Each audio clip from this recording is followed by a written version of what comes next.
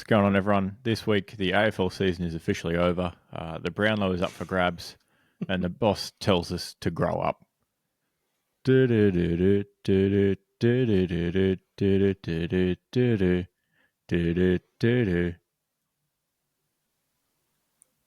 no, we have Play a the sound sound. for this.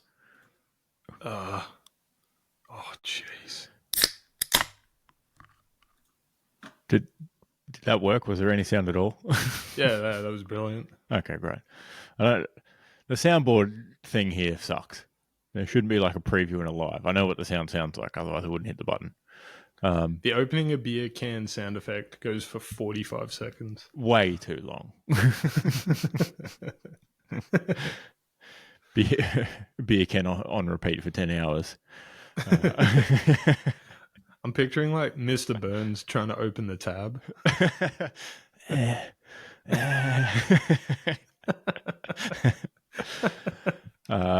What's going on, everyone? We're here with the 111st episode of the Storm on the Beach podcast, talking about all things great and garbage from our sports viewing this week. What's going on, fellas? Howdy. Well, that's different. All of the fellas are right here. Just us two fellas this week. Keelan's got bigger and better things to do from other partnerships that he's a part of that actually earn him money, which is fair enough.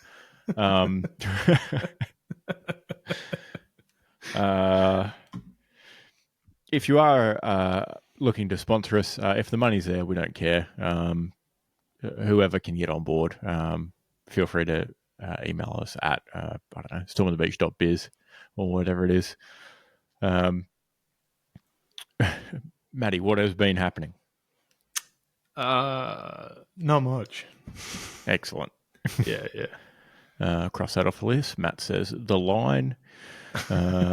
Moving on.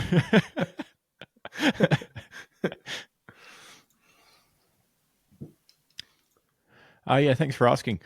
Despite being not the one of the three show hosts that ran a marathon over the weekend, my legs are absolutely cooked for some reason. Mayhaps old age. I'm not quite sure. Keelan might have just borrowed my legs on Sunday morning and then returned them to me to run his marathon. Sounds like something you do. Sneak. Definitely. Take them before I get up and put them back before I'm up, sort of thing. I had a bit of a sleep in on Sunday, so could have happened. None the wiser. But yeah, congrats to him for running, I guess. Yeah. Paying to run, as you pointed out. Yeah. Otherwise free pastime of many people. Yeah, bizarre. You can run anywhere in this beautiful country, completely free of charge. Mm-hmm. Anytime you feel like. And you may even have additional motivation to run in certain places in this country as well, free of charge. That's very true.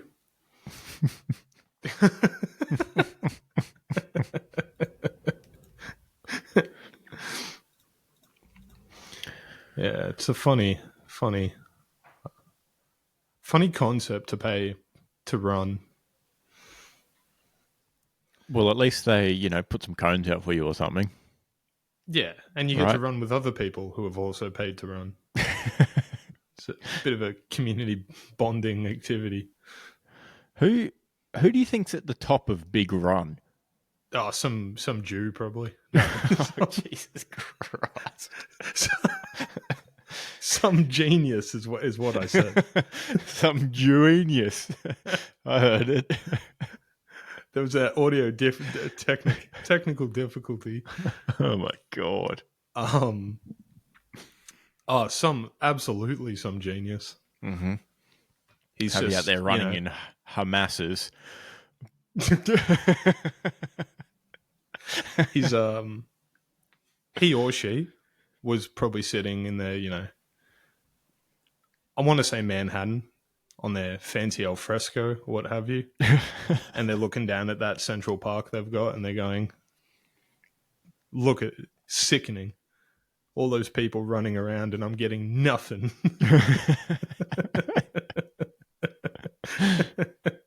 There's got to be an opportunity here. All these people are running for free. Yeah. Surely Big Run is in hand with the guys trying to monetize water over at the Nestle Mondelez Superco or whatever they're called. Have to be. Yeah, have to be. What it probably really was someone who had either a water or energy gel company and were like, how can we better monetize this? I know, just strong arm people into running in one location where we can sell them the products. I hope that's true. We could search it up. No. Maybe next week. Mm-hmm. You pay us money, and we'll make sure the bit where you usually run is extra nice and flat this weekend of the year. And we'll even put some tables out for you. Some little cups with a little bit of water in them. Now, I had a very brief dream this morning that I was sort of acutely aware that I made some sort of action while in my sleep, because it was pretty, I'd say, like pretty late this morning, like pretty close to when I was waking up, like pretty close to alarm time. So I was like sort of in and out of sleep anyway, and I sort of dozed off one last time, and my wife was like, "What the hell was that?" Because apparently I did a bit of herky jerking in the bed, but I knew I had done it because I'd sort of woken myself up in the process. But I had a very brief, what was probably all of 3 seconds in real time, but was, all of 8 seconds in dream time. So also nothing ridiculously long, of a little sequence on the AFL field. Matty Rouse busting through a tackle, slips a handball out in my direction, falls a bit short of me, but I soccer it through for a goal. That was the dream, and that's what I was jerking around with. Imagining kicking through a goal. So I had to quickly write it down after I woke up on my phone, so I'd remember it before I went back to sleep, just so I could tell the story. Are you exactly as you are in real life in the dream?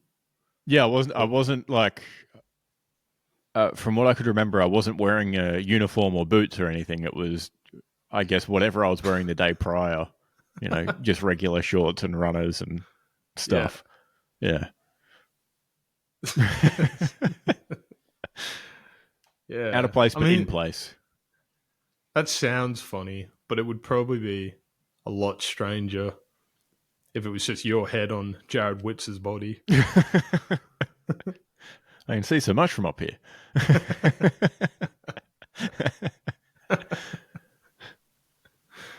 Oh, man. It would be bizarre to wake up that tall. Just over, go to sleep, wake up significantly taller. Mm-hmm. Get out of bed, very you're like bizarre. at your ceiling. What the hell? Yeah. I've been on my knees before, doing stuff that requires you being on your knees. Uh-huh. You know how it is. Yep. And you look around and you think, by golly, the world is large. But the whole time you're thinking, well, I'm on my knees, of course. Of course it's meant to be that way. But yeah, I could stand up at any time. Yeah. You and myself are pretty above average height guys. And yep. And maybe someone happens to walk past you and who is sort of, your heads are at the same height, even though you're on your knees, and you think, man, this is just how they see the world all the time. It's crazy. They see a lot less of it at that height. Like, you almost constantly have an obstructed view. I've noticed when hunching down to speak to my shorter statured friends, as is polite. You sort of lean over a little bit and put your hands on your knees. Tussle their hair. Call them sport. That's why I carry those child-sized cookies in my pocket. That's why. That's the only reason. Not for children. That'd be despicable. Mm-hmm. But yeah, they definitely have a more obstructed view of the world. Like I can see, things coming at me from 4 or 5 people away, like past. I can see over people. You're looking through bodies. No chance of getting away from danger. However, you would see you'd see other things, which would be interesting. Mm. Or all of the lost marbles and forgotten toys that rolled under things. You'd probably get a quicker glimpse of all the pennies dropped on the floor.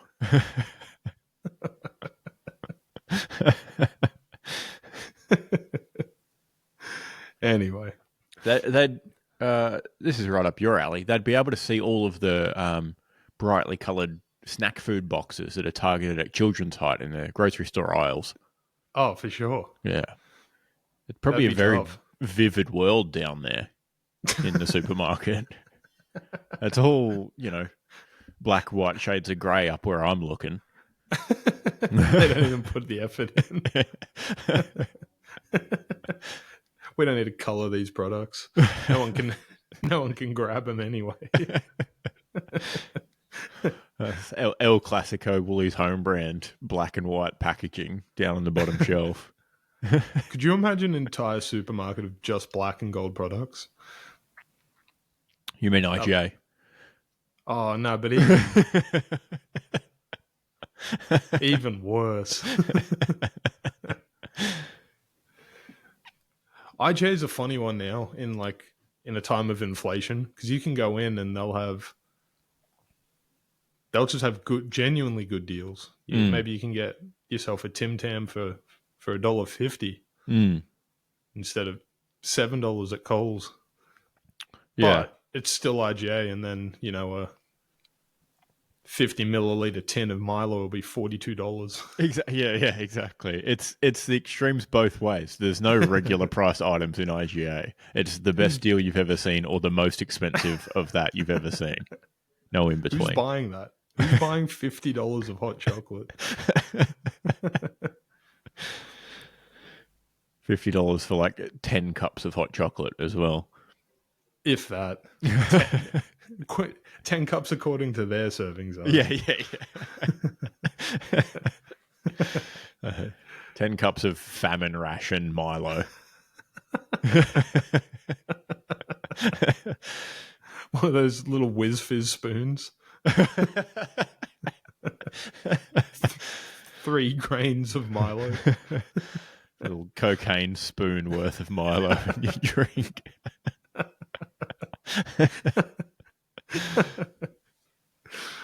Oh man.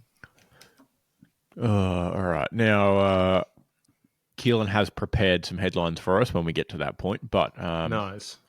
Before we skip ahead to that, have you got a minute? Have you been working on anything?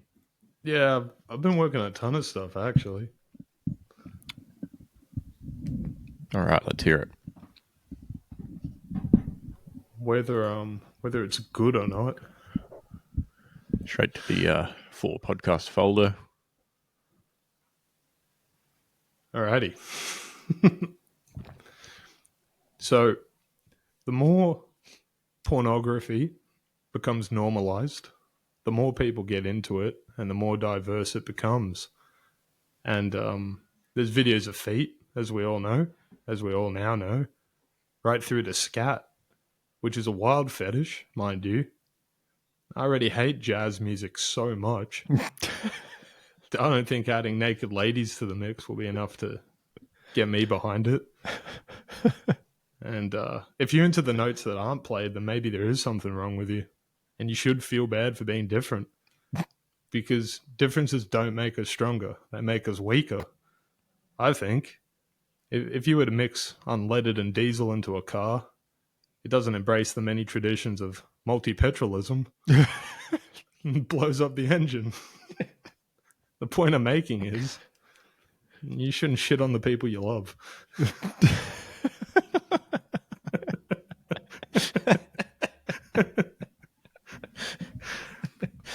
I don't I Pretty don't know good. if multi petralism will go down well.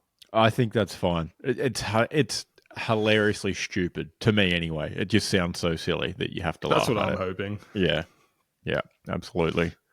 Um, And then I try to get away from the point very quickly. yeah, yeah.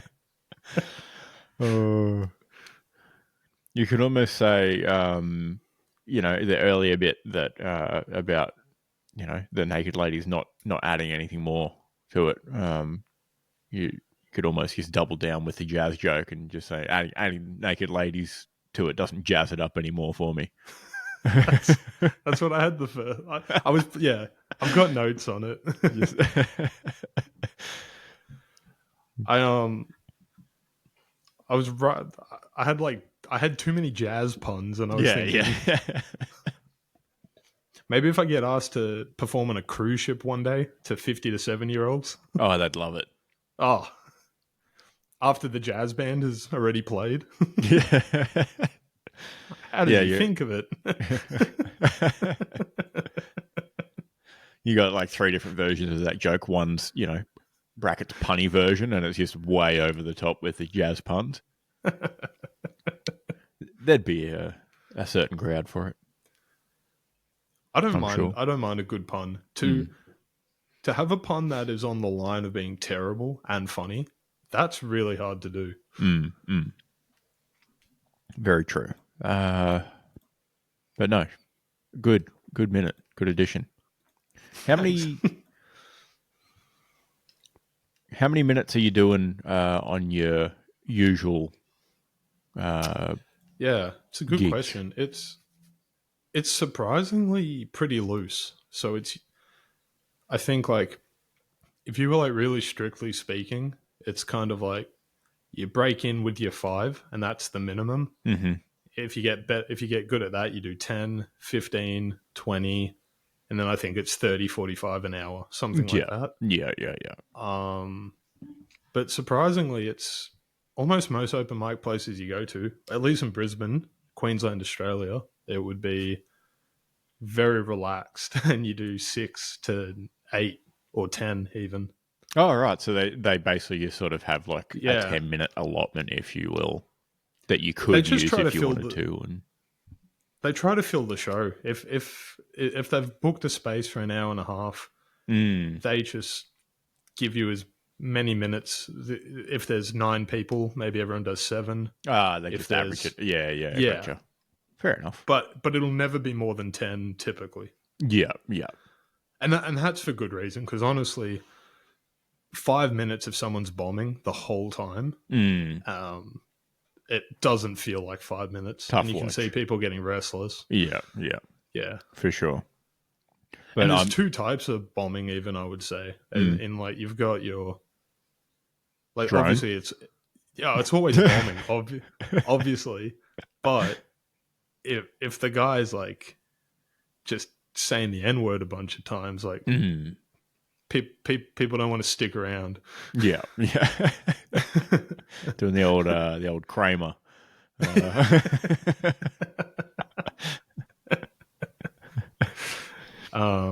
Yeah, but then what was I saying? Like like open mics, like these free shows and whatnot. But as it gets a bit more, if you were to probably do like a real club or a ticketed event, it's going to be a strict 5 or a Yeah. strict 10. Yeah. Yeah, Yeah. fair enough. So what are you working with at the moment in like your recent spots? Are you trying to do 5 minutes? Are you trying to do, 3 Yeah, good yeah. minutes? I was That's the best sort of performance, if you ask me. I was I was trying to do 5 for maybe like what feels like 2 months, like Yeah. just like make it as good as possible, Yeah, because there was this competition coming up where if you win it, you win like $500, and it would seem just cool to win. Yeah, that's And like $1 million to a starting comic as well. oh yeah, infinite money basically. Yeah, and then I didn't even progress. So I'm thinking, well, that was a waste of time. No, of course not. But um, it's kind of cool now that that's over. I guess like now I've maybe got 5 minutes that doesn't blow. Um, and the next goal would be to stretch that to 10, so you can start to like do more stuff. Really. Yeah. Yeah. No, fair enough. I suppose it's probably like you obviously want to keep adding jokes and working on it and fleshing it out and stuff like that. But it's probably good to get like a good tight five that you can potentially Yeah. work around and try and fit other jokes into Yeah. as Yeah. well. And Yeah. then you can have like you know, a bad joke sandwich, if you will, Yeah. Yeah. Yeah. in between your tight five. So Pretty much. That's pretty much what you do. mm, there you Well, go. I don't know. Like you can do whatever you want, really. But Yeah, yeah. But that if would you be do, the ideal strategy. well, yeah, because then you're never gonna suck the whole time. Yeah, yeah, yeah. But I don't know. Hmm. That it can be kind of funny sometimes. Everything's funny the way I see it. Like some people get really insecure and stuff about it, and it's like I get pretty anxious and stuff, but like I don't care if I eat it the whole time. Mm, mm. I think maybe my whole life has been building towards it. To be honest, like every joke you've ever said completely ignored. All the people you harass for no reason. It's just all practice, Yeah, all leading up to this moment. 30 people 30 people paying me attention but not laughing is such a huge step from 30 people who hate me and are not paying me attention at all.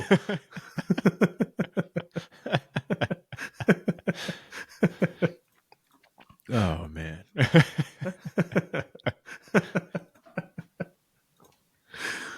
Yeah. What a great positive outlook on stand up comedy.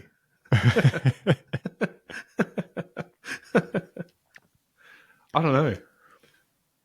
It's just funny. I feel like maybe if you took yourself too seriously, you could get a little bit like bent out of shape. But Oh yeah, otherwise, like yeah, yeah. every single thing that ever happens to you is just more stuff that you can use. Mm-hmm. That's true. Yeah, that's true. Like even like what would you know if you were if you were like some well respected I don't know guy that researches animals and you were going to do a big fancy speech and you tripped, that'd be pretty embarrassing. Mm-hmm. And like maybe you should feel bad. Mm-hmm. But I imagine even if like the great Dave Chappelle just tripped and fell off the stage, you'd be like, that's pretty funny. And assuming he didn't like break his neck and he gets back up there, he's like, well, I've had better entrances or something like that. Yeah, yeah, exactly. That's why I'm It's not just cool. world renowned stairmaster. I'm comedian instead. Yeah, yeah, pretty much.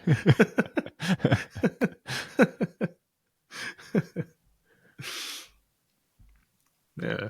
Come on from stage right next time.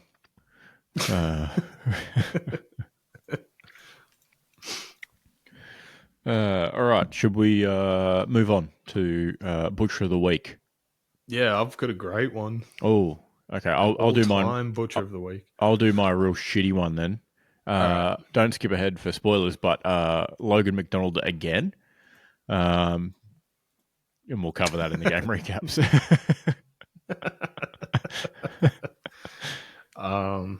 Hmm. I wish I built this up a bit more, but like I didn't want to. I didn't want to. I didn't want to overblow it, I suppose. But Mm-hmm. let's say a friend of the host of the show, Mm-hmm. known as Monty, perhaps, Mm-hmm. which is also his name. He's known as it because it's his name. Yep. Yeah. He put out a request. He's He owns a house. Good for him. He's doing great. He's got a good job. He owns his house. Has a lot of pride in his house, I assume. Doesn't know a lot about mowers. And so he asks if anyone can give him a hand picking out a lawnmower. And boy, do we have the A team of lawnmower specialists. Like white knights to a damsel in distress. And yeah, basically, it just felt like all the stars had aligned. Like, truly, this is someone asking for help, and we have access to the best minds in lawnmowers. The Power Rangers assembled instantly. The montage kicked off. And these 5 guys get to work on a Saturday, mind you, a day of rest. It was the evening actually. Easily could have said no. Probably had at least 3 or 4 of them would have had something better to do than research lawnmowers. Absolutely. And yet they've probably been thinking about lawnmowers all day up to that point too, and had finally switched off after a day of tending to their lawns. They all show up. They put together. This is the bit where, for the people listening, I'll just read out exactly what was exchanged over these messages, but keep it very tight. Basically, the greatest minds, they all come together. They find the perfect mower, of course. Obviously, it wasn't a question of whether they could find it. It was just a question of how long. And they do find it. And they put together sort of like a short little paragraph, I suppose, stating if the lawn is slightly hilly, which he had. Sorry. A little bit of context is, he shared his property, like the slope, if there was a slope, everything, grass, exactly what he was after. He gets the text: if the lawn is hilly, look at a self-propelled push mower. A regular push mower should be fine.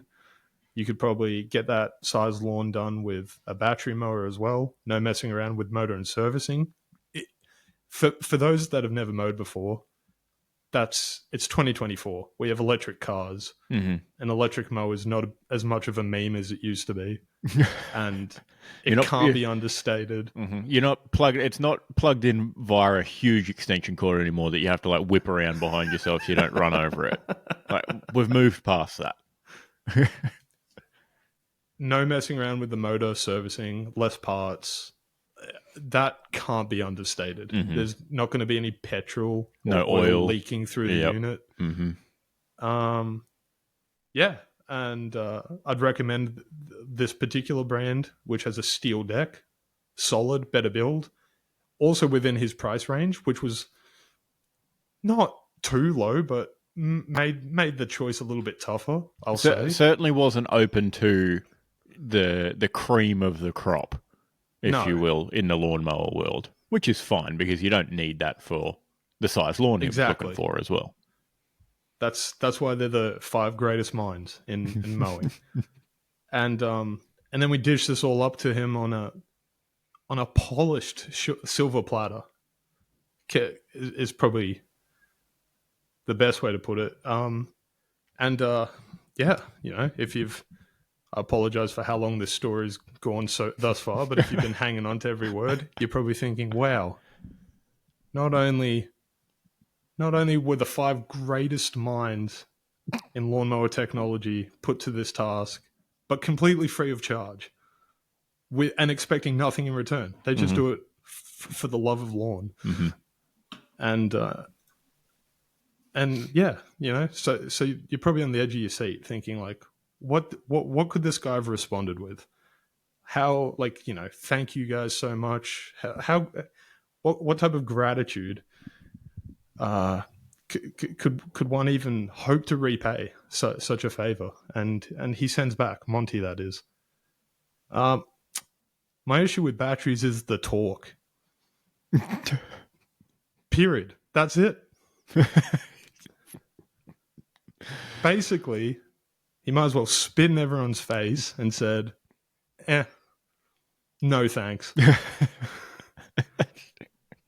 Guy who knows nothing about mowers Mm-hmm. with a desperate plea. I don't know. I don't. Kind of speechless. It's brutal. If you know so much about mowers, and go pick your own one. How's that sound? I don't even know what to say. It's I don't know.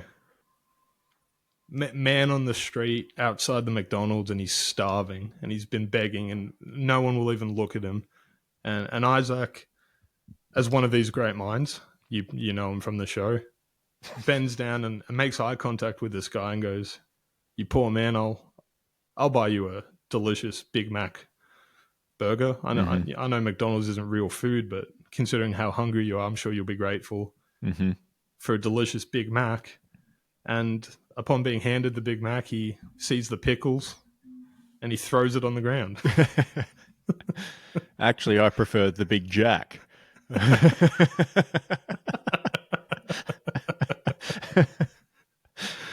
I don't know. I don't know. But yeah, What did not it, probably when you put a call out to the lawn vengers. Probably consider what they offer up as free advice. You know.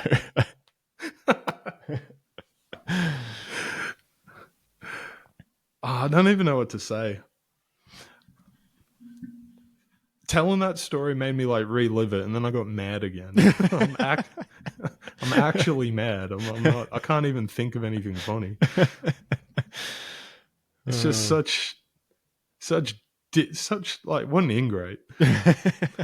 I love how, as you being the messenger between Monty's World and the consortium of lawn enthusiasts, you're the one who probably was the most upset by his response, Without a doubt. But yeah, he could have considered it a little bit more, I think. And I think in response to his one criticism of one minor point of lawnmowers that were recommended, I think we did well in sort of rebutting that remark and addressing it. Oh, absolutely. Move forward. Yeah. You know who he is. Monty's Denethor. He's just sitting there. On the bottom throne, on the steward's seat, not on the real throne. Absolutely. Just not even a real king. Just some sort of weird cuck like ambassador. I don't know. And people are begging and pleading him, and he's going, "Yeah, I probably know better."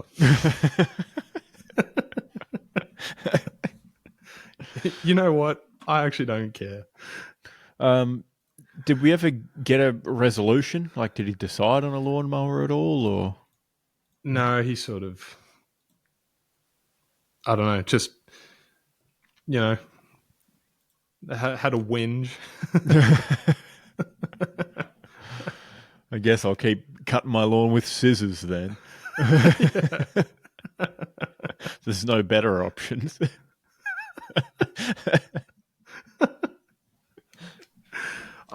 It's so bizarre. It's so bizarre. I think we could probably talk for hours about like how an exchange can go between like asking someone for advice, not necessarily taking the advice. Like that, there's layers to it, I suppose. Mm-hmm. But as you said, you asked Stephen Hawking directly about black holes, black hole theory. And whatever he tells you, you decide to go, never mind, actually. I think I'll Google it. He's the guy. It's bizarre, man. Now, is this potentially a result of this Montgomery fellow being on the internet a little bit too much? Is he a chronically online sort of person? A little bit. Yeah, that's fair. That would be fair to say. Not chronically online, but probably online more than the average person. Absolutely. Yeah, okay. Makes sense. Yeah. Very skeptical. Probably, I'm sure he went to, I don't know. The big R. Yeah, lawn maintenance Reddit. I was just trying to think of r/whatever, r/lawns. Search top posts of all time. On r/lawn hub. Some geezer from 2016 just don't buy battery, doesn't work. Yeah, some 2005 post. Yeah, electric mowers are all shit. You need to get a Victor that starts on the 15th pull.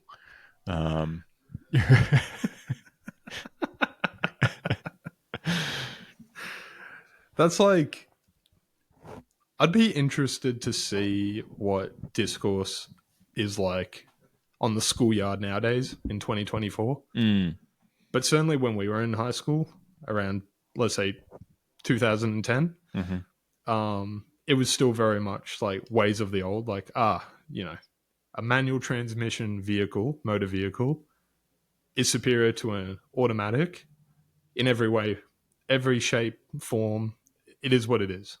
Manual better, and you'd and ask, you ask why. and every guy in the school would emerge from the woodworks. Just because you can feel the car, you can control it. You're in charge. You're really driving it. and you think, okay, that's fair enough. But, unless you're a moron, basically,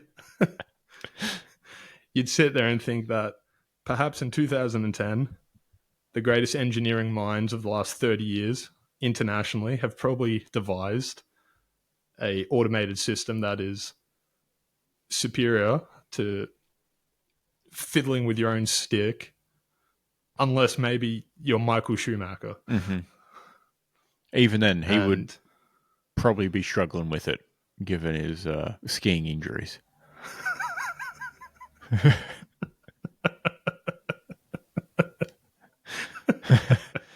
Manual's definitely not an option for him. Unless he's got that new Starlink chip.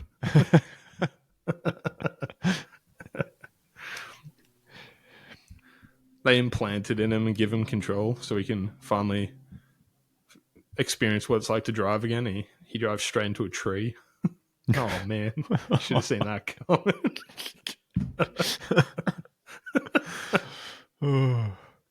Slips off the black ice that's on the road.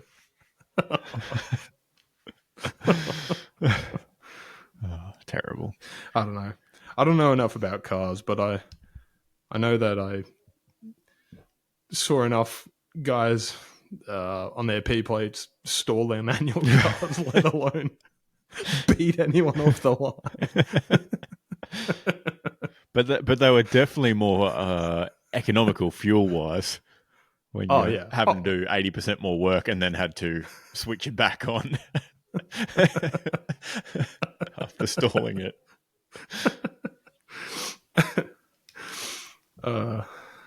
Good stuff. All right, so that was the world's longest butcher of the week.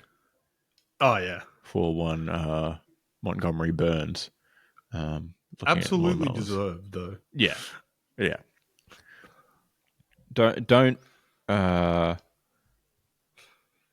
ask for advice that's in the realm of possibility of someone having, a pretty good grasp of the topic, and then throw it out. What was that noise? Was that a rodent scurrying along your floor? What just happened? I have a plastic water bottle and it fell over. And it did the comical, wouldn't stop bouncing around. All right. Any movements for the list? Nah. Okay. Me neither. Alrighty.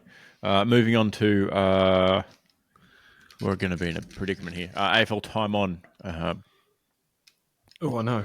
Boom. I'll find it. Maybe it's this one. I don't think that played anything. Well, it's clearly not going to be cheering. Possibly transition file. Oh, fuck. Oh, So that was loud. Let's put that away. Why is that so loud every time? You know what? What should be built into our online podcasting platform? A soundboard that's 7,000 times the volume of the speakers.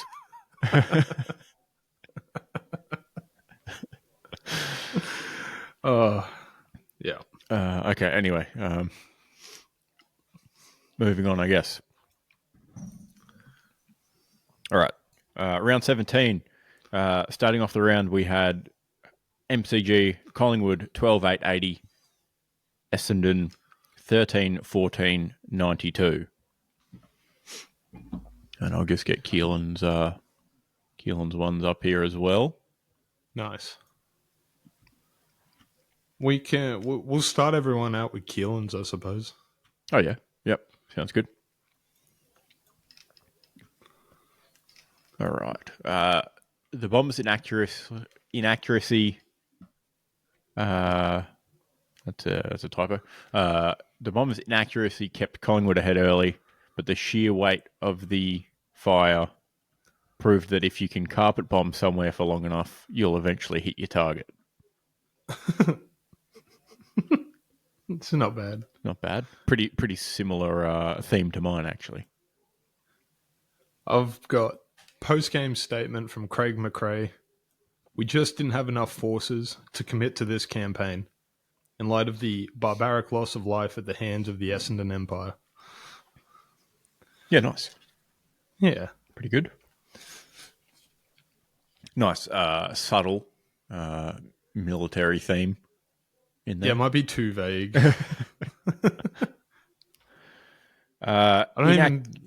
Sorry. You go. Oh, it's just I wonder how many Aussies even know about the Turks being involved in Anzac and whatnot. Sure. That's a good question. I would hope that most, but I'm not confident. No.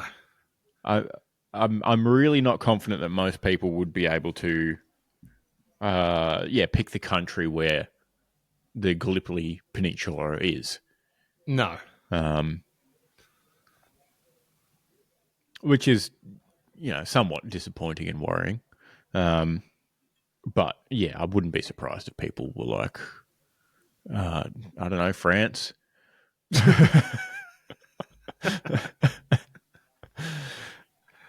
It's inevitable like that everything just becomes public holiday day eventually. Yeah, exactly. Little fun fact, Turkish people over in Turkey love Australians. Big time appreciation.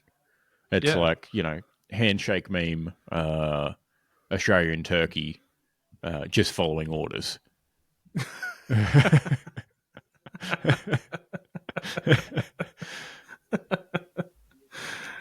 That's so funny.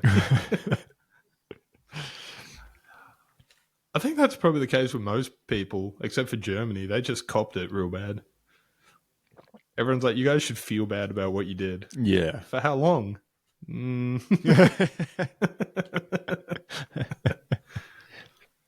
mean, if I was born in Germany today, kind of make me want to maybe get a little bit of respect around here. Not particularly fond of how, the rest of Europe seems to be dictating what we do.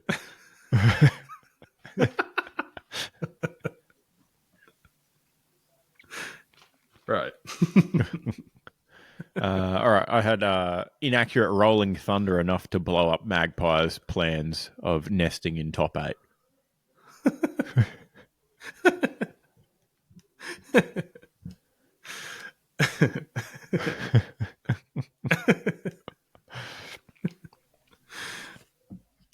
next. Oh, you go. I visualized like just carpet bombing like a stretch of like bush that has a bunch of nests in it.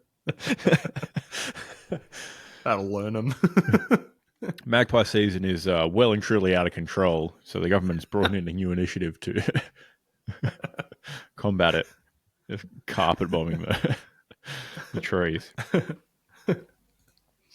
All right, next up, Saturday afternoon, we had North Melbourne versus Gold Coast at Marvel. North Melbourne, 13-9-87. Gold Coast, 12-11-83. And I have 3 headlines that I've done. So I might do one and then do Keelan's and then do another and then do yours and then do another. Sounds good.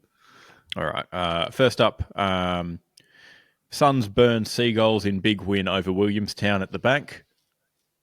Gold Coast Suns 11-18-84. Williamstown Seagulls 8-9-57. Okay. That's the most important score for the Gold Coast Suns over the weekend in the VFL. Keelan had, of course, fucking typical, great job, North. You made the battle for the wooden spoon interesting, you bunch of useless stripy fucks.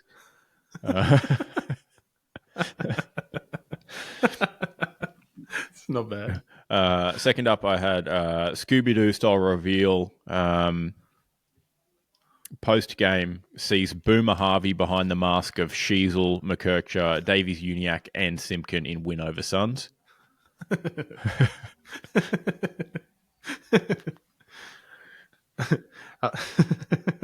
That's a good one.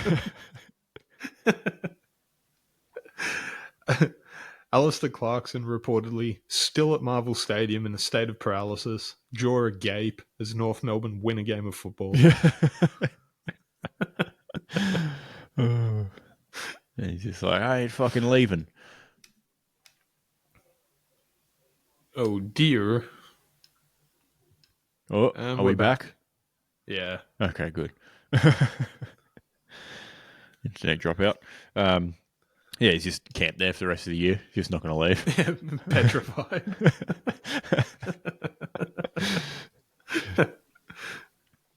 And finally, I had inaccurate Suns rue missed opportunities against Kangas. That's good. That's actually good. Like, could be on the paper. Real deal paper headline, that one. Yeah. Actually good, too. Like, what's the match report got? I bet it sucks compared to that. I mean, that would... It says, hooroo, Kangas send Suns packing in epic nail biter. Yeah. I definitely prefer mine. I'll say that. Yeah, I think... I don't even think it's biased necessarily, because it is sort of just implying, or like, maybe that's not even the right word, but it's like, it's no surprise. It's no secret that North are really bad, and the Suns did have like a shot at top 8, still do potentially. So yeah, so they would be ruining it. It's very good. Absolutely. Hooroo.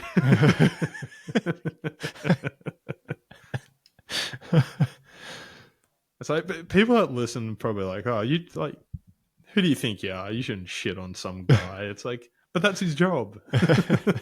What we do here week in, week out is make fun of what they're doing by doing it better or worse. just to point out how silly newspapers are at times. But yeah, the Suns kicked 3 goals 5 in the last quarter to North's 2-2 to end up losing by just 4.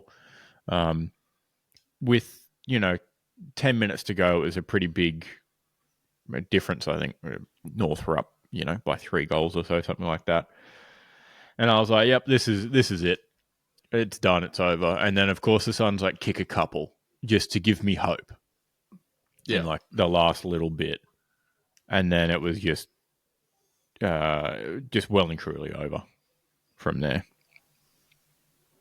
But yeah, that's it. That's the season done. If they can't win that one on the road, they're not going to win any. They've only got 3 more home games, and if they win all of those, they'll be up to 11 wins for the season, and it won't be enough. It's done. Yeah, I know what you mean. Like, at least it'll be out of their hands, which will make things tough. Yes, correct. 'Cause Yeah, exactly. then you play that wacky, shitty game where you just hope other people lose and you need every domino to fall into place. Exactly. So. But they'll still have to... They'll have to at least get to 12 wins and be very, very lucky. But probably 13 to give themselves an actual opportunity, which means win 2 games on the road. And if you don't win this one, well, what can you win? Now, Witt's out injured with his back. Tuke Miller went out with a wrist injury mid-game, and Sam Day went out mid-game with like a lower leg injury as well. So it's all fallen apart. It's not looking good. Not looking great. All right. On to the next one. Sounds good. Aptly at the same time, even though, different time zones by half an hour, you might as well start them at exactly the same time. Adelaide Oval, Port Adelaide 15-12, 102. Western Bulldogs 8-6, 54. From Keelan, Port took to the field with the home crowd's boos from previous week's losses still ringing in their ears, causing a psychotic episode from their midfield, who teared apart the Dogs.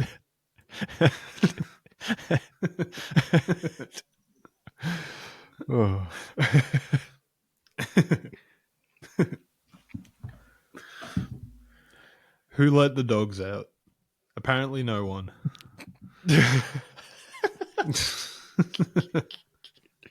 That's it. Yeah.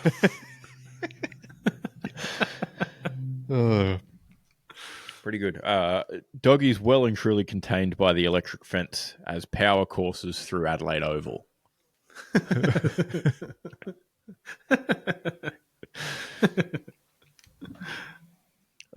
Given I definitely didn't do any watching and certainly didn't do any listening of this game because of scheduling conflicts, not ideal. Seems like they had a pretty good win. Georgiades 5 goals won, but also suspended, so he won't be playing Gold Coast this week, which is good. Aaron Norton earning his money, coming off the field very early after being subbed out with concussion, taking a big hit, with 0 disposals, 0 kicks, 0 behinds, no stats whatsoever, and -3 fantasy points. So I don't know whether he missed the tackle and got concussed. I don't know how you lose fantasy points before being injured out of the game, because he didn't have a disposal to turn over. So yeah, not entirely sure. I'd have to have a look at the incident.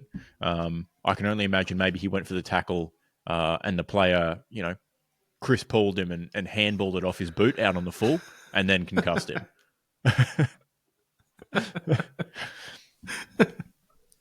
Not sure. That's so sad. But earning his hard-earned 8-year contract or whatever it is, will probably miss a couple games after this week, I'd say. Ooh. With concussion.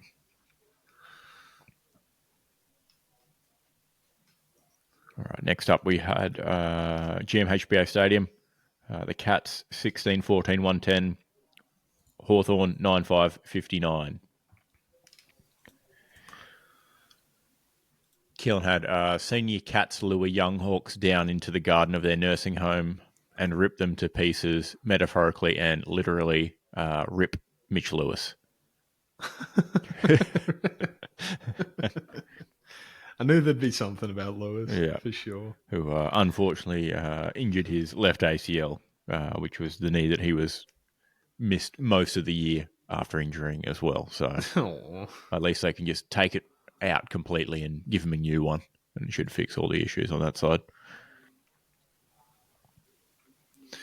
Um, Senile kitty cats launch barrage of hairballs at weak baby hawks. Ah, it's all right. Not my best work. The cattery was well fed on Saturday as the cats feasted on the Hawthorn Canaries. Nice.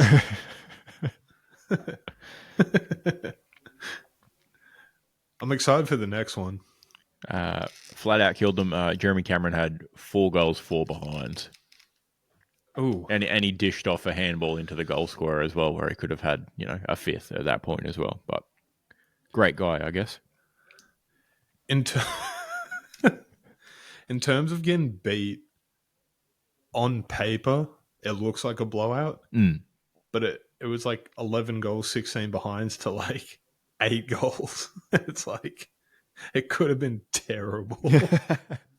Could have been catastrophic. Could have been a real catastrophe for the Hawks.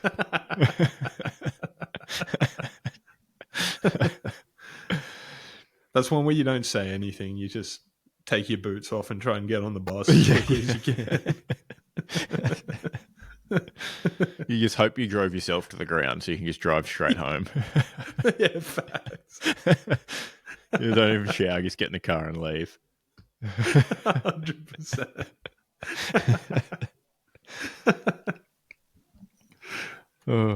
All right, next up, NU Stadium, we had the Giants 18-8, 116, beat the Carlton Blues 16-8, 104. In truly what was a game of 2 halves, GWS kindly remind Carlton that the premiership is not won at the end of the first quarter of round 17. That's pretty good. The Blues being up by 5 goals, 8 goals to 3 at the end of the first quarter in this match.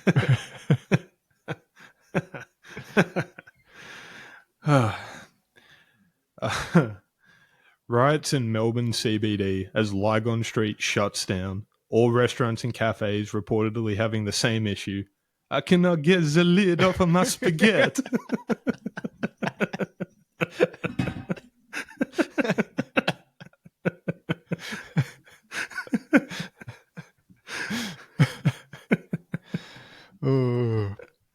Corked wine flying off the shelves, but the lidded stuff they can't get open.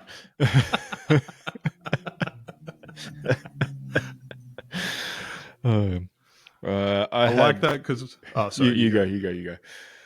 I liked it because think there's a bit of reality there. Like, spirits would have been down in Lygon Street. They were not having a good day the next day.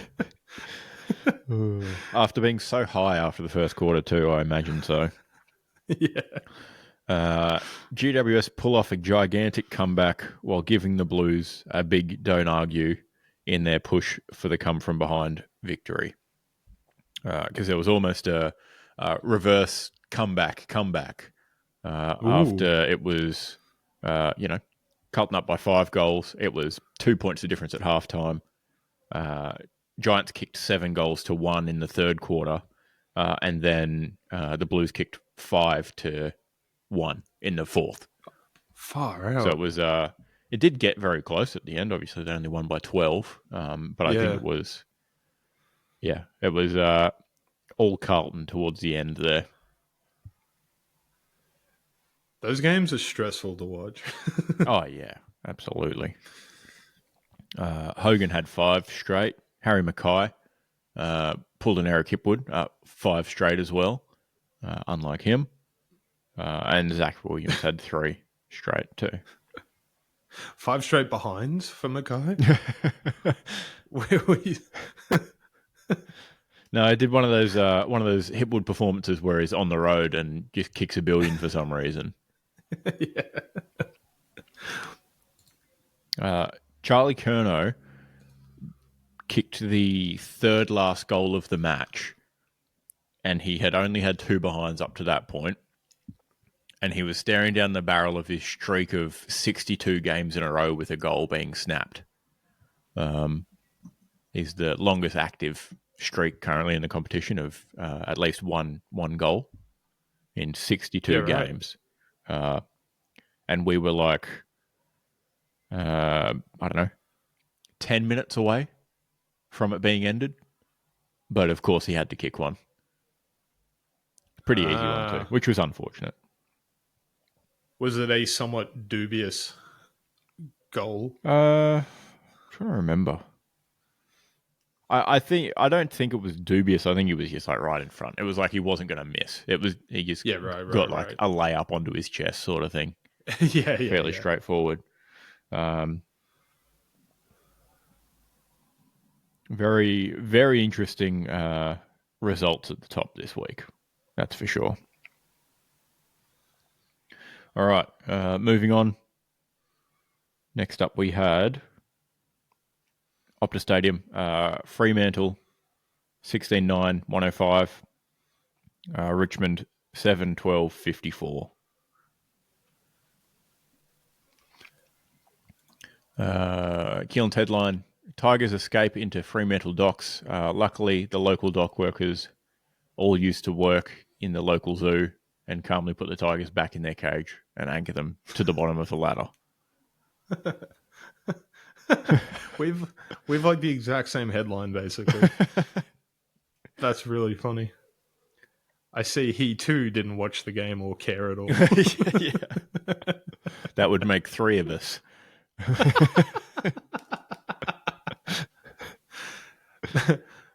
Melbourne Zoo furious as expensive Bengal tiger imported from Bengal crushed to death by shipping container at hands of clumsy dock worker.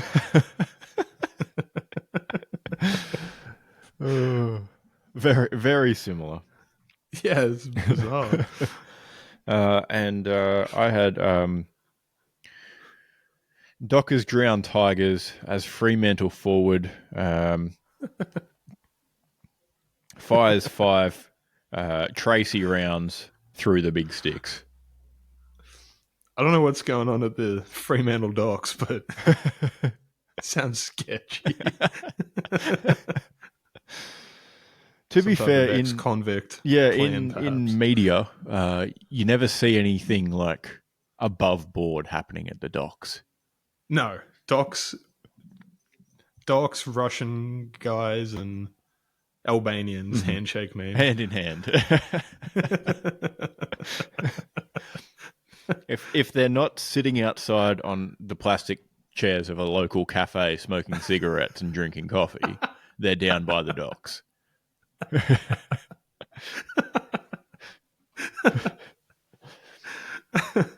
It's just too easy. Actually, 9/11 shaked things up. A new bad guy emerged. Oh, God. I'm just stating the facts. No one will believe it if we say the Russians did it. They've been bad guys forever.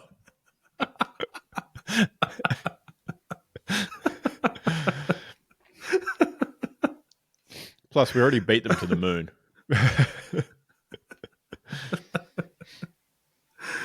Oh, man. They already defeated the quote-unquote Soviets. I didn't even realize what I did until just now. You'll see soon enough. Of note, this is the first time ever that Richmond have been 18th on the ladder. In history? In history. Wow. Yeah. Good, I suppose. Now, you might be thinking, oh, is it one of those dubious ESPN stats? And I'm sure it is to an extent. You know, there's not been 18 clubs for that long. True. A little bit over a decade. But they are one of the older clubs as well. You know, they've been around since 1885. So I think the stat was, around the bottom, not last or something like that sort of thing. Not necessarily just not 18th. So Credit to them, but things are clearly changing. Yeah. Man. All right. Next up at the MCG, we had Melbourne 17-10, 112. West Coast Eagles 8-10, 58. Keelan had D's briefly forget that they don't have Petrarca, with Trent Rivers keeping the ball flowing in his absence. Straight off the D's Daily, that one. Yeah, that's what I'm thinking.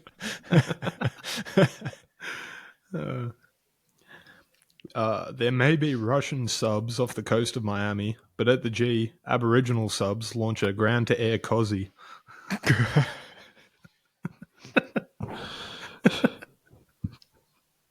It's pretty average. Oh, God. It's just because he took a good mark. Oh. And also that other thing he did. Oh, God.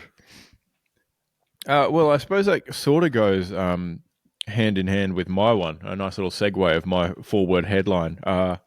Afternoon delight at MCG. We had a Cozzy Pickett in flight. Woo! Afternoon delight.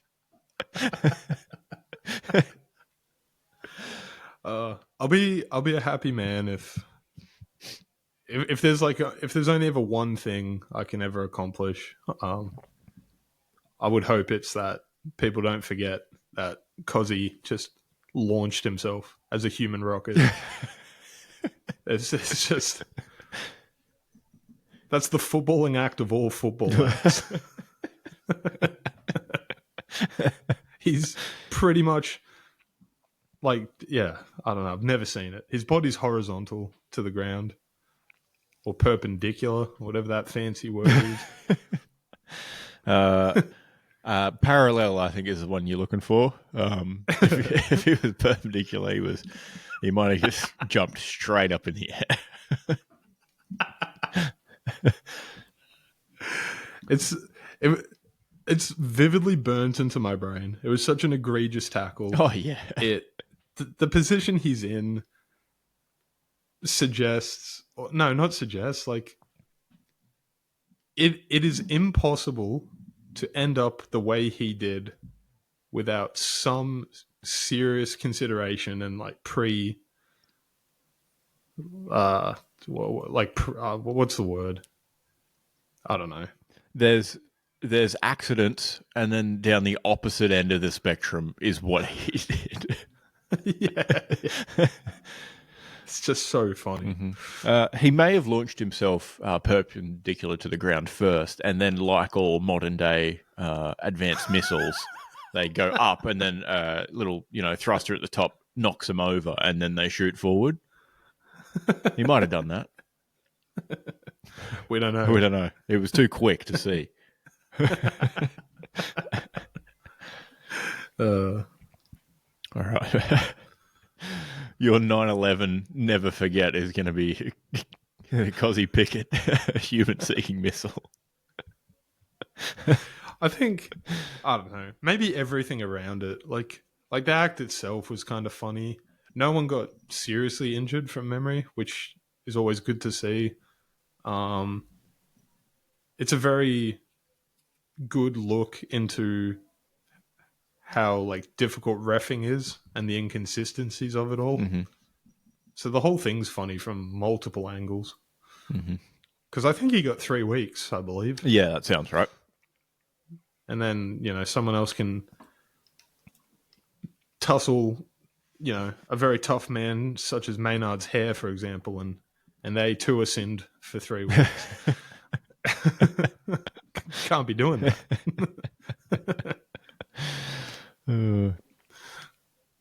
All right, next up at Marvel, we had St Kilda 13-6, 84, Sydney 11-16, 82. St Kilda coach Ross Lyon was lauded as a tactical genius during this game. Given that they won, he might be, But I'll tell you what, as a neutral fan with a slight anti-St Kilda bias, he is single-handedly killing AFL viewership with his Jose Mourinho-esque footy.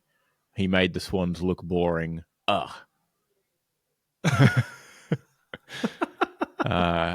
Quote, Keelan Gooden, Storm the Beach podcast. So funny. That's something I could picture like a very metrosexual French man saying with like the little pencil mustache and a cappuccino. Like every second word was very cutting. But it doesn't sound bad at the same time. Not that bad. But yeah, quite. But it was quite all direct. bad. It was real bad. Yeah. I don't know. Sydney Swans played bad and should feel bad. True. Too many behinds. You can't. 2-point loss. Way too many behinds. Can't blame anyone. Exactly. As we like to say around here, kick your goals. It's been said before. Been said. People are saying it. After a show of faith from the Swans, McDonald showed the Sydney fans what they've locked into for the next 4 years, missing another opportunity to win the game late. At least he's consistent. Get him some counselling ASAP. He's going to need it. Yeah, too many behinds. The Swans kicked 0 goals, 5 behinds in the last quarter to the Saints 4-2. So McDonald keeps trying to like leave the training practice as where you going, mate? I just want to do a walking tour of the Sydney Harbour. And there's like 4 boys grabbing every limb. Let me go. I don't deserve to be here. It's true, but you shouldn't do it anyway. That's in terms of like, as much as me of all people making fun of all those ESPN stats, has there ever been a player that has doomed his team and it was 100% his fault back to back 2 weeks in a row? Oh, surely not.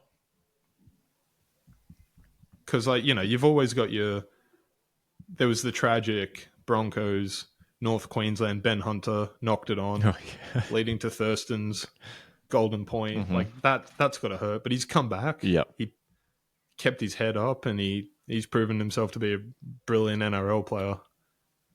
But is there hope? Is there redemption for McDonald?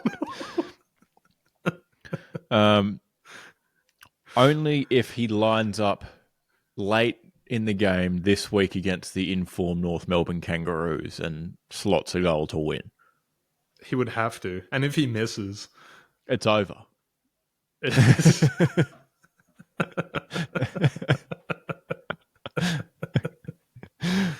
They bring back some type of public hanging. Oh, come on, man. They've got him down on Circular Quay in the stocks, and they're handing out rotten tomatoes.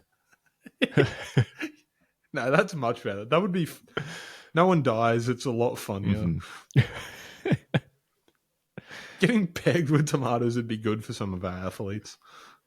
Probably true. Yeah, probably true. Where was that when Todd Carney was? The issue with him is you can't throw anything on his face worse than what he did to himself. He'd probably enjoy it.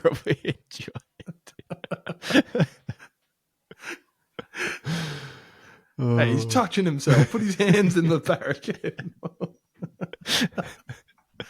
Oh no, this has turned out way worse than we thought it would. All right. Of note now, Sydney's 3 losses for the season have all been absolute shoe-ins. They've all been shoe-in picks. And in back-to-back weeks, Keelan has taken them as a shoe-in and they've lost by 1 and 2 points. Their 3 losses are by 8 points combined. And they're all shoe-ins. That's as bad as it gets. Those are bad beats. 11-16. Oh my God. What are you going to do? All right, I'm finishing Yeah. this off at the Gabba. Brisbane 14-13, 97. Adelaide 13-8, 86.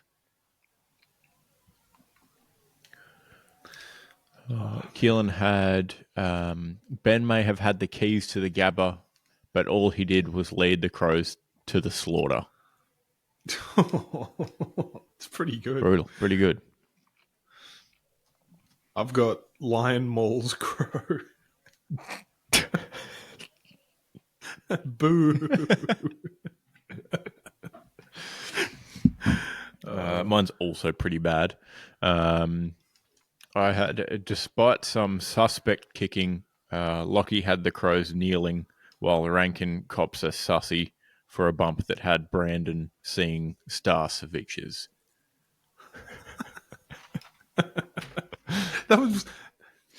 That was weird. That was like a recap of old. Yeah. But it was mostly like very good and could be like could be somewhere except for maybe sussy. then it like gets taken all the way to Gen Z. Yeah. Well, that's how you got to, that's how you got to grow your audience. You got to hit all the markets. Yeah, that's it. Not great kicking again by the Lions, but what are you going to do? They kicked 2-6 in the last quarter to Adelaide's 4-3. So it could have been, probably should have been a much bigger than an 11-point win. Lockie Neal had 36 disposals and 3 goals. Pretty good. It's not bad. Yep. Charlie Cameron, 2-3. The usual suspect, Eric Hipwood, 1-2. And only one behind from Joe Danaher. Quiet evening. I thought you meant only one behind instead of like 3 or whatever. But no, that's much worse. Oh, all right. That does us for the headlines this week. A bit of news on the cards. We had the first AFL bird strike of the year. The Crows, Magpies, Hawks, Swans, and Eagles all lost in this round. The last time this happened was round 8, 2022. So going back a couple seasons now. A couple. Brownlow Award may be in shambles. Isaac Heaney given a 1-match ban for a behind-the-back fend-off that accidentally hit a St. High. Probably going to be challenged and taken to the tribunal this week, so we'll see. Based on what they let other Brownlow frontrunners get away with in previous years, he should be fine, and they'll probably pay for any legal fees on his behalf and send him a box of chocolates afterwards, because that's usually what they do for Brownlow favourites. They just let him off.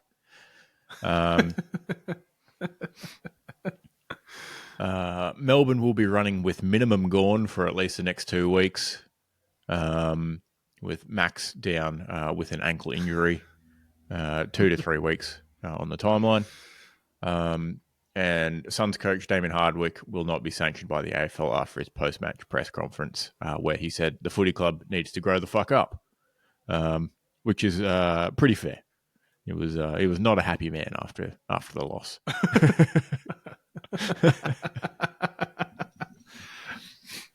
Yeah, that's cool. That's good to hear. He won't be sanctioned for that. Mm-hmm. He wasn't having a go at anyone, really. No. Maybe it's not super professional, but he's got that old man swag that they let Kevin Garnett get away with when he wouldn't tuck in his jersey. Yeah, exactly. Like he's been around. Mm-hmm. No more iPads on the plane trips for the boys. They need to grow up and sit there and stare at the back of the seat like everyone else. Yeah, good. They certainly shouldn't have lost to North Melbourne. No. It's just not what you want to see. Very I think disappointing. I think that's a very fair thing to say as a head coach. Mm-hmm. Yep. Losing to 2024's North Melbourne. Absolutely. And as I've pointed out before, the 145 slot for the Gold Coast Suns remains cursed. It's probably just coincidence that all their away matches have been 145, or most of their 145 games have been away matches. So they don't have a great record at that time. Maybe the boys just need to get out of bed earlier. Pretend like they're playing mid-afternoon. It's a pretty rubbish time. Mm-hmm. Because you would never... I can't imagine you would ever train or anything for a 145 slot. You just kind of got to cop it when you get that time. Yeah, like there's not much... I'm sure they don't do a heap, but I'd anticipate that they'd spend longer during the day being more active when they have a nighttime or a late afternoon game, and potentially putting in more time for their pre-game, prep and movement and stuff like that as well. You got a whole day, breakfast, your lunch has gone down well and truly. You probably have, a couple of periods of activity and a nap. Yeah. Whereas I imagine it's probably pretty hard to wake up, move about a bit, have breakfast. I anticipate the players probably don't have a nap for a 145 game. No way. So, yeah, not a great slot. So I on Saturday afternoon was already tasting the shoe juice. That was the Sun season and shoe in of the year competition hinged on that loss, and I could taste the tuna once again, which is not ideal. Luckily, Sydney also lost, so it's not over yet. Matt, you obviously had the Lions, who won by 11. Not the most convincing win, should have been bigger, but you are well and truly ahead. I think you're a runaway champion of not being the biggest chooser this year with 14. I hope so. Keelan's on. I don't want to get too cocky. Keelan's on 11 and I'm on 10. So, yeah, still anyone's game. Luckily, if Sydney had Absolutely. won, it would have been trouble for me. Keelan losing with Sydney proves that anything can happen still. Yeah, absolutely. All right, should we run through tips real quick? Years. Let's open this up. Right, first up, Friday night at the G, Collingwood versus Geelong. Given Collingwood has my checkout now, probably for the rest of the season too, with a torn pec. Another big injury to them. I'm going to have to go Geelong. Yeah, right. Yeah, I don't know. I feel like Collingwood have to win this. Like, they got stuff to prove. They have a... I had a quick look at the rest of their season, and their run home is not easy. Like, they've got a bunch of good teams. Like, I know they play Sydney. I believe they play Brisbane in there as well. So, they definitely have to put up a decent performance here, try and get a win here to help themselves. Because it just comes down to who do I hate more at this point. Currently ninth, the Pies. So definitely need to get back to I win. think I'm going to back Collingwood. I don't know why. I just have that feeling. Ooh. All in for this one. I say that as the guy who's bottom of the ladder. yeah. Not ideal. So yeah, Collingwood have Geelong, Hawthorn, Richmond, Carlton, Sydney, Brisbane. And last game of the season will be against Melbourne. Yeah, pretty tough. So not the easiest run. I'm going with the Cats by 20. Keelan has Geelong by $1 billion, in brackets 26. All right. SCG, Sydney versus North Melbourne. This looks like an absolutely can't lose for Sydney. Yeah, you're taking Sydney. In a bounce back spot. Something diabolical would have to happen. Opposite ends of the winning streak spectrum, though. Sydney, 2 losses in a row. North, up and about. Off the bottom of the ladder, making a late charge for the top 8. Sydney, Keelan has Sydney, duh. All right, down to Tassie. Launceston, Hawks versus Fremantle. That's Hawks. Yeah, I think it's got to be Hawks. Easy. System pick. Keelan has Hawks. UTAS hits different. Yeah, facts. It is definitely different gravy down there in Tassie, especially in the curried scallop pies. That sounds bad, but you know it'd be good. Oh, yeah, they're tremendous. Because it's potato, but just when you hear scallop, you just, I don't know. Curried scallop sounds wrong. Curried potato sounds delicious. It's basically the same thing. We may have a little mix-up here. By scallop, it means the seafood. You wouldn't believe it. Oh. Yeah. Oh, no. And they're super fresh, obviously. There's a lot. Same thing, yeah. I guess. Yeah. Pretty good. It's basically like a fish curry pie, more or less, but not fishy, like with fresh scallops instead. It's very good. They only call potato cakes scallops in Victoria, hey? Do you mean the other way around? They call them I don't know, I'm so confused. They call them scallops now. like everywhere else, I'm pretty sure, except for Victoria. Yeah, right. Then what do they call scallops up here? What sea scallops? Yeah, they probably just put C in front Just of it. scallops, I think, usually. Just not the non-potato variety. Fresh non-potato sea scallops. A funny story from when my parents sort of first got together. They were driving up it must have been from Canberra up the New South Wales coast, and stopped in some town for lunch. And fish and chip shop. Dad asked my mum, "Oh, do you like scallops? I'll probably get some for lunch." And she was like, "Yeah, sure, why not?" So he ordered 20 scallops from the fish and chip shop, and he was a bit shocked when they handed him 20 potato scallops in the box rather than sea scallops, which, because he knew them as potato cakes, being from Melbourne. That's so funny. The price would have been so high. Like, oh, geez, $20. Give him a satchel. It probably would have been like $12 back then for like 20 of them in a huge box, I imagine. Yeah, for sure. Man, that's funny. Maybe that's the plan. Lost in Maybe that was always the plan. Big sign out the front, fresh scallops here. Okay. Marvel, Bulldogs versus Carlton.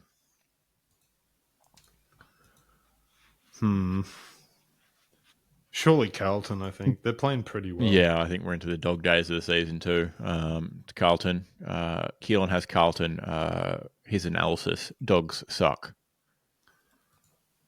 Yep. All right. Adelaide Oval, Adelaide versus St Kilda. Jeez. I guess Adelaide. Adelaide at home. They played pretty well in Brisbane. Yeah. Brisbane's not, the fortress it has been, but yeah, I have to take Adelaide after that performance, I think. Keelan has Adelaide. I ain't picking St Kilda, for Christ's sake. Fair enough. Very true. Very true. Watch them win this one. Okay, MCG, Melbourne versus Essendon.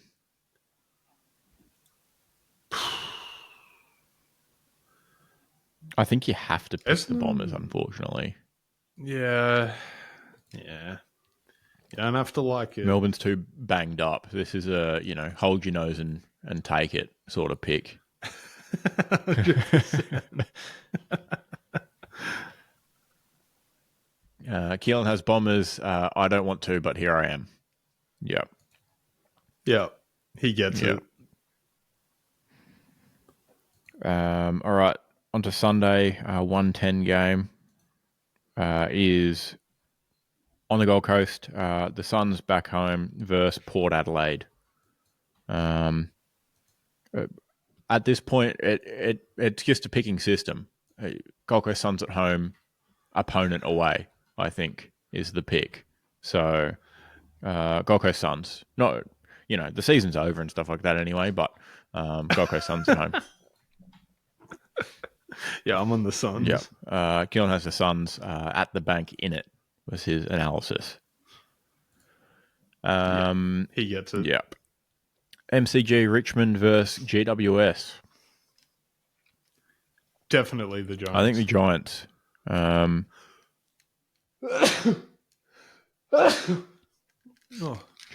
Giants seem to be pretty back. Keelan has GWS. Tigers stinky GWS all the way back after slamming the lid on Lygon. I'm surprised by the odds of this. There's some wacky odds.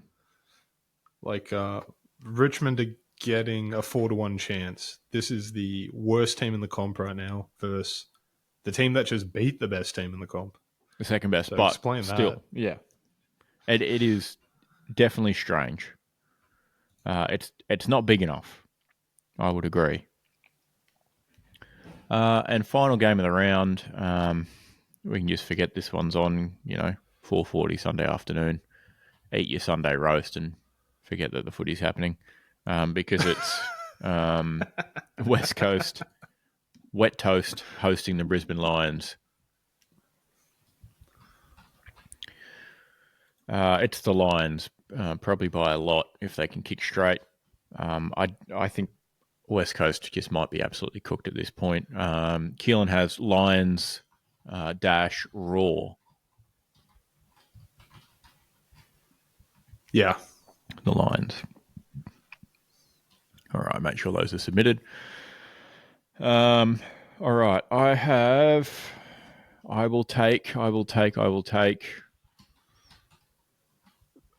Do you think we can't take Sydney, obviously, because that's the biggest one. Yep.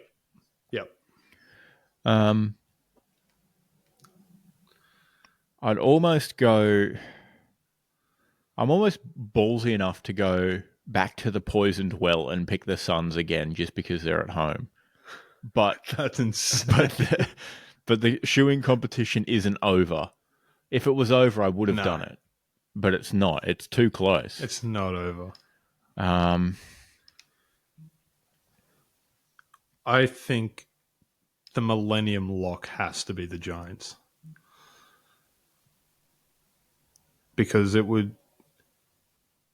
So, the Giants... Why are Richmond not being called the worst team in the competition when they... Statistically, they are now. They're obviously on the bottom. Yeah. But they're still somehow regarded higher than both West Coast and North Melbourne. Yeah. Yeah, no, the odds on Richmond v North is pretty shocking because I've the most bias here, obviously. But Alistair Clarkson has proved himself to be one of the greatest coaches in the game. Mm-hmm. And even though the team might obviously not be very good, they do have Sheasel and LDU. They're not getting pumped every week like they were early in the season and last year. They're obviously winning. They've got pieces. But they've been close for like the past month, 5 weeks. They've kept it close. So I'm a little surprised. Yeah.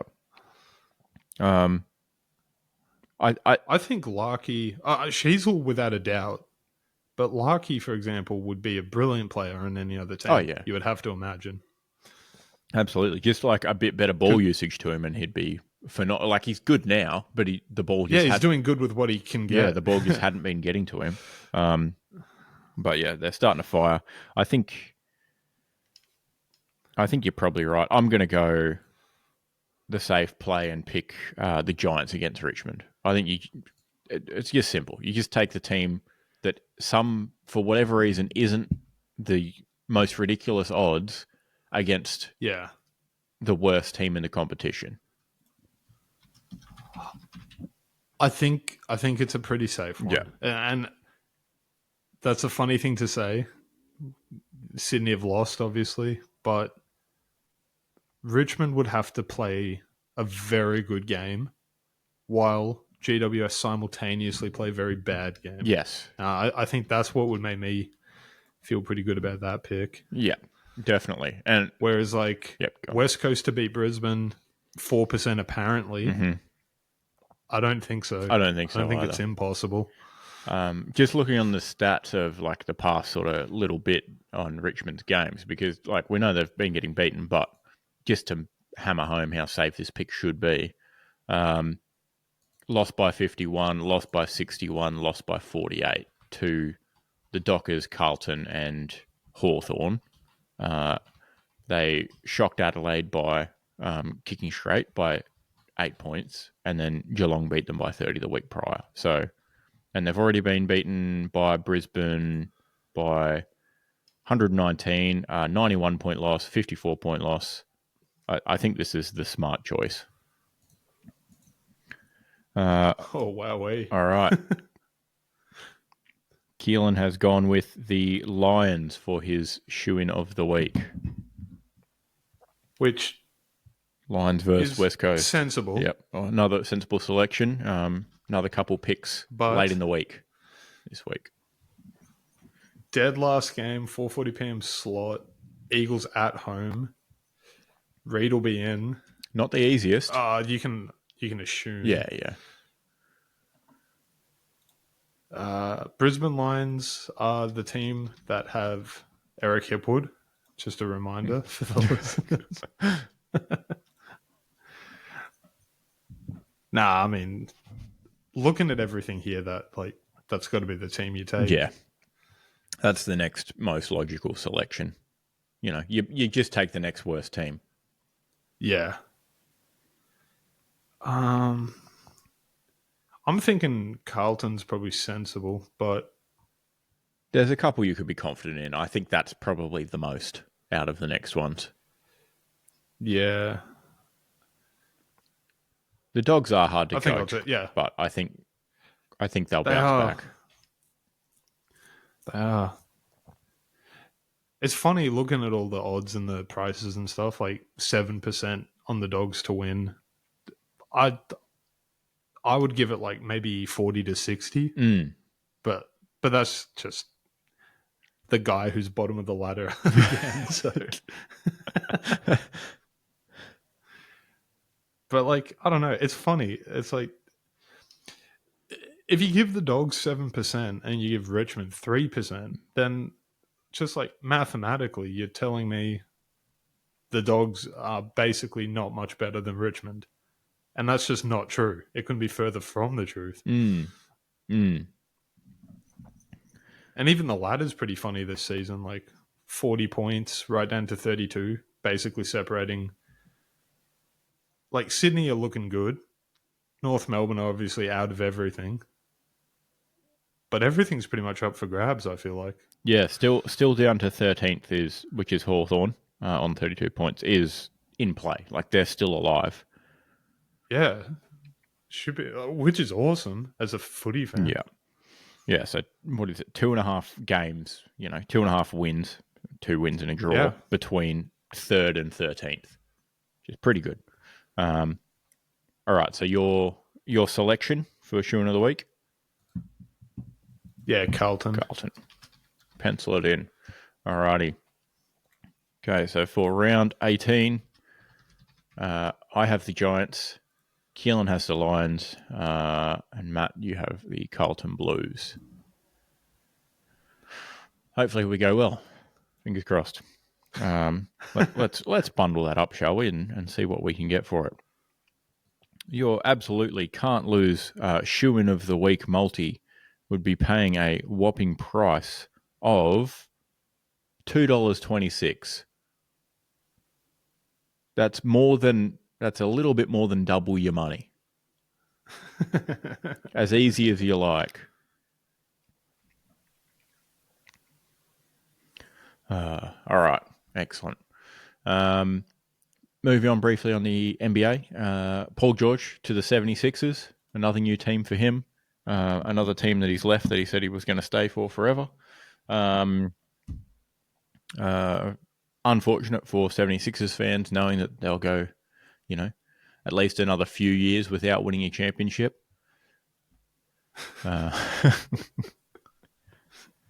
With play-in P in their side. Look, I'm sure it may work. The 76ers loading up again slightly.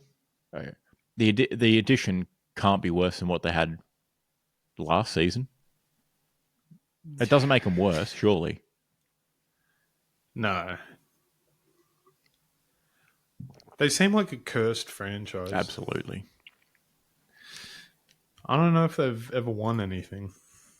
It definitely doesn't make them worse, but I don't think it helps them very much to get past, a Boston, for example, or a Titan like the They did Indiana win a Pacers. title. They won a title in '83, apparently. With Irving and Malone. And in '67 with Chamberlain, and then '55, but they were called the Syracuse Nationals. So, yeah, it's been 40 years. So, 32 teams. It's not terrible, but it's a long time. Certainly not great when there's, teams that have won 4 in the past decade. Yeah. Not ideal. All right, and Sacramento Kings are getting DeMar DeRozan, which is interesting. He's obviously older. I think he has pretty much, I think I heard recently, he has pretty much the same career points as Steph Curry. Really? Yeah, I think so. Something like that. Like there are a few hundred points between. There's like 200 points difference or something. Yeah, I think he's like 35 or 36. He's older. And he did it the hard way too, not shooting a billion threes. But interesting pickup for the Kings. Another scoring option. That's pretty cool. That's really cool. They could have a legitimate run, you would have to think. Yeah, I don't know how I feel like their game style may have to slow down slightly. I feel like the Kings were pretty fast last season. De'Aaron Fox, obviously really quick. But they seem to be like a team of younger guys who played with a bit more pace, but also could, play with a bit of physicality and stuff like that. So, I don't know. Should be good, I think. No, that's exciting. I like DeMar. He's a cool guy. He's one of those players who's just seem like, I don't know. He's like Andre Iguodala. It's just a cool dude. Yeah. Doesn't seem to have any people who dislike him very much. Nah, not that I can think of. Joe Ingles going for another lap, this time with the Timberwolves. Got a 1-year deal to team up with a couple of his old Utah Jazz teammates at the T-Wolves. Provide him a bit of shooting off the bench, perhaps. Help them get over the hump. Hopefully he goes well at the Olympics and the pool of death that we're in with Canada and Spain and Greece now. That Greece knocked out Slovenia in their qualifying matches. Oh, boy. Yeah. Tough matchups for us, but see how we go. And Kemba Walker officially retired from basketball. I think he's 35 as well. A couple of years out of the league now. I think he went and played in Africa or something like that. Yeah, right. Yeah, he did. Formerly a very good player with the Hornets before they, started signing domestic abusers and such. Not ideal, but a retirement there. I suppose if Greg Popovich can turn someone into an NBA champion, then there's got to be teams that can have the complete opposite effect. And that would be the Charlotte Hornets, without a doubt. Yeah. Go there to die. Yeah, absolutely. Which is very unfortunate. I mean, even Chris Paul, who is a Hall of Fame undeniable legend, probably just going to wash that stink off him.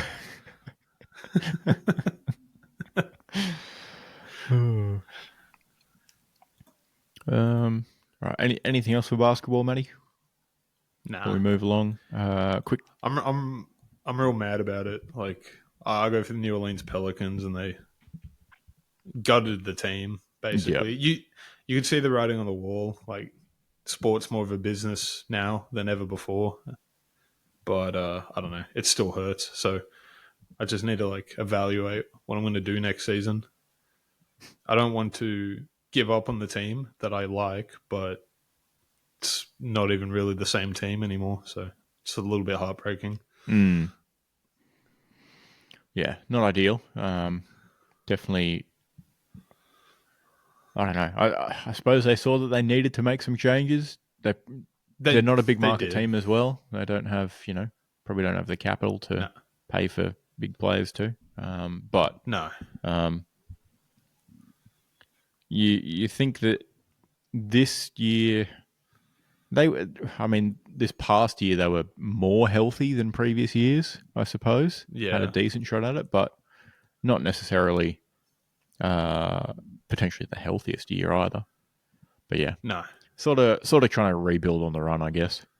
Give it Yeah, for approach it sure. a slightly different way, and give it a different shot. Yeah. All right, over to football in it. We don't have a button for that, so football in it. Euro 2024 down to 4 teams. Spain v France in the first one, and then Netherlands versus England in the second one. So I'm thinking it's probably, given the way France has played so far, it's probably going to be Spain versus England in the final. Ooh. I imagine. So there's a chance for football to come home. Yeah. Man, it would be mental. They'd flip out, and we probably wouldn't hear the end of it. No. I would guess. And in Copa America, that's happening. Argentina versus Canada, and Uruguay versus Colombia as well. Argentina heavy favourites. I imagine they're heavy favourites to go through and win it all. How did Canada sneak into that? I know they made it through their last one on penalties, I believe. Yeah, penalties against But Venezuela. even into the tournament. Hey guys, we're America too. We're in the Americas. I suppose they are, right? Yeah. After their win on penalties, NHL star Sidney Crosby, who's Canadian, was in the rooms with them celebrating with his giant ass ice hockey player legs and ass moving about. Yeah, a normal guy next to a football athlete would look pretty funny. And then you've got a huge lower body ice hockey player from moving around in a movement that nobody else does on the planet. Yeah. Some like sprinting cyclists, I suppose, have huge quads, sort of similar. Yeah. But I feel like ice hockey legs are big all the way down. All right. Anything else, or should we get on to flipping a coin? Yeah, let's flip it. It's Keelan's flip. This flip has been postponed. What a We'll tease. bring you a dual flip next week.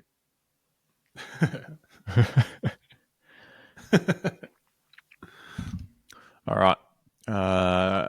that wraps it up. See you next week, I guess. It's goodbye.